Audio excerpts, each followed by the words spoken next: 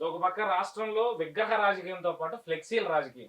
నిన్న ఎన్టీఆర్ వర్ధంతి సందర్భంగా జూనియర్ ఎన్టీఆర్ ఫ్లెక్సీని తొలగించారు. బాలకృష్ణ తొలగించమన్నాడంటూ కూడా నిన్నటి నుంచి రాద్ధాంతం జరుగుతోంది. దీన్ని ఎట్లా చూస్తారు మీరు? సార్ ఇప్పుడు ప్రతిదీ మొన్న అంటాడు కదా! చంద్రబాబు నాయుడు మా మా కుటుంబాల్లోకొచ్చి కుల చిచ్చు పెడతారు, అన్నదమ్ముల మధ్య వైరం పెడతారని మాట్లాడుతున్నాడు కదా! అరె బొచ్చుకలు మీకెందుకురా? కొడాలి నానీకెందుకు? ఎవరిదండి అది? ఏదో బాలకృష్ణ ఒక ఫ్లెక్సీ పెడితే పార్టీకి సంబంధించి వర్ధంతి కార్యక్రమంలో స్వాగత బ్యానర్లు పెట్టకూడదని చెప్పేసి ఒక చిన్న స్టేట్మెంట్ ఇచ్చి ఫ్లెక్సీ తీసేయమన్నాడు. దానికి మీ పార్టీకి ఏం సంబంధం? అది ఇంటర్నల్ మ్యాటర్‌లు. మాట్లాడితే వచ్చేసి కొడాలి నాని వచ్చేసినా, జగన్మోహన్ రెడ్డి వచ్చినా, ఇంకెవడు మాట్లాడినాడు ఎక్స్‌వైజెడ్ ఎవడు మాట్లాడినా కూడా ఎన్టీఆర్‌ని సీఎం చేయండి, లేకపోతే మీ తాత పార్టీని లాక్కున్నావు. నీకెందుకురా బొచ్చుగాడివి? అసలు నీకు సీట్ ఉందో లేదో దిక్కు లేదు. నువ్వు గెలుస్తావో దిక్కు లేదు.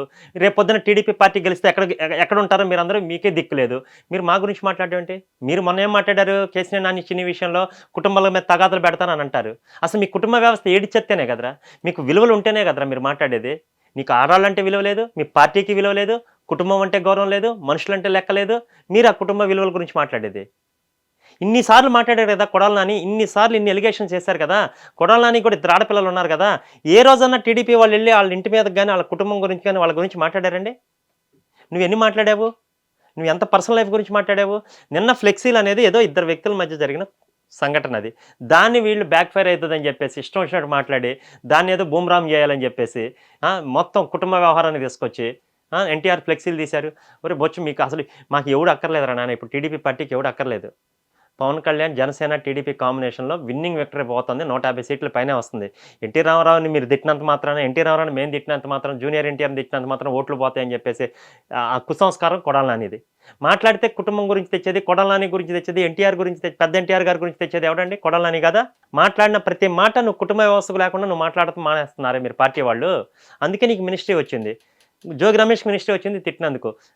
రోజాకొచ్చింది మినిస్ట్రీ. మీకు ఇవే కేటగరీసు. మీ క్వాలిఫికేషన్ ఏంటయ్యా అంటే చంద్రబాబు నాయుడు వాళ్ళ ఫ్యామిలీని తిడితేనే మీ క్వాలిఫికేషన్స్.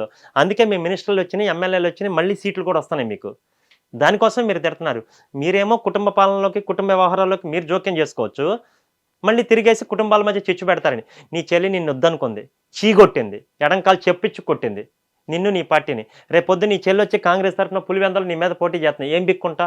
చేతనైతే దాన్ని ఆపుకో ముందు. సరే మీ చెల్లి గాదు, మీ అమ్మ గాదు. నిన్ను నమ్ముకొనున్నోడు ఎవడన్నా ఉన్నాడా పార్టీలో? నిన్ను నమ్ముకొని నీతో పాటు జర్నీ చేసినోడు ఎవడన్నా ఉన్నాడా? అరే మాట్లాడితే ప్రతీది గుడ్డ గాల్చి ఎదుటోడి మీదేయటం. జనాలు వింటున్నారు కదరా అని దున్నపోతునింది దొడ్లో కట్టండిరా పాలు బితకండిరా అని చెప్పటం. జనాలు చెంబట్టుకొని పోయి పొదుగుల దగ్గర పాలు బితకటం. ఇదే కదా జరుగుతుంది 5 సంవత్సరాల నుంచి. నీకు చెప్పుకోవడానికి చేతనైంది ఏదైనా ఒకటుందా? ప్రతిదానికి జూనియర్ ఎన్టీఆర్ అంశాన్ని తెర మీద అంటే తీసుకొచ్చి జూనియర్ ఎన్టీఆర్‌ని ఏదో టీడీపీ తోసేసిందనో, చంద్రబాబు నాయుడు ఏదో వాడుకొని వదిలేస్తాడు. రకరకాల మనస్తత్వాలు, రకరకాల ఆలోచనలు. అసలు ఏమన్నా జూనియర్ ఎన్టీఆర్ ఎప్పుడైనా పేరెత్తాడా? జూనియర్ ఎన్టీఆర్ గురించి, పార్టీ గురించి ఎప్పుడన్నా కాదనుకున్నారా? పోనీ ఏమైనా డిఫరెన్సెస్ వచ్చాయా? మీరే కదా! నారిని శ్రీనివాసరావు నీ పార్టీలోనే ఉన్నాడు కదా! నీ పార్టీలోంచి వచ్చే కదా నువ్వు తీసుకొచ్చి టికెట్ ఇచ్చావా గతంలో? మరి ఎందుకు గెలిపించుకోలేకపోయావు? ఇయన్నీ ఏంటంటేనండి కుటుంబాల మధ్య చిచ్చు పెట్టి, వ్యవస్థల మధ్య చిచ్చు పెట్టి, కులాల మధ్య చిచ్చు పెట్టి, మతాల మధ్య చిచ్చు పెట్టి, దేవుళ్ళ మధ్య చిచ్చు పెట్టి, ఏదో ఒక విధంగా రాజకీయం చేయాలని చెప్పి చూస్తా ఉన్నారండి. ప్రజల్లో ఆల్రెడీ డిసైడ్ అయిపోయారు. ఇప్పుడు కాపోతే ఇంకెప్పుడు? అంటే ఈ సైకోలు, ఈళ్ళందరూ ఎక్కువ కాలం రూల్ చేయలేరండి. ఎక్కువ కాలం లైఫ్‌లో ఎక్కువ కాలం షార్ట్ టైమ్. ఆయన ఒక అవకాశం అన్నారు, ఒక అవకాశం ఇచ్చారు. ఇట్ ఈస్ ఓవర్ అయిపోయింది. నెక్స్ట్ మళ్ళీ కూడా భవిష్యత్తులో కూడా రాజకీయం చేయాలంటే జగన్మోహన్ రెడ్డి అంటే ఒక రాక్షసుడి పేరు అంటారు చూసారా? అమ్మో! జగన్మోహన్ రెడ్డి అనే పరిస్థితిని తీసుకొచ్చాడు జగన్మోహన్ రెడ్డి. అంటే మన రావణుడి గురించి, రావణాసుడి గురించి, త్రేతాయుగం నుంచి, కలికాలం నుంచి మాట్లాడుకుంటాం కదా! అలా జగన్మోహన్ రెడ్డి చరిత్రలో నిలిచిపోతాడు. మన మంచి చెడు ఇద్దరే మాట్లాడుకుంటారు. రాముడు, రావణాసుడు, కుంభకర్ణుడు ఇట్లాంటివాడు మాట్లాడదాం. గాంధీ గాడ్సే. అలాగే చంద్రబాబు నాయుడు, జగన్మోహన్ రెడ్డి.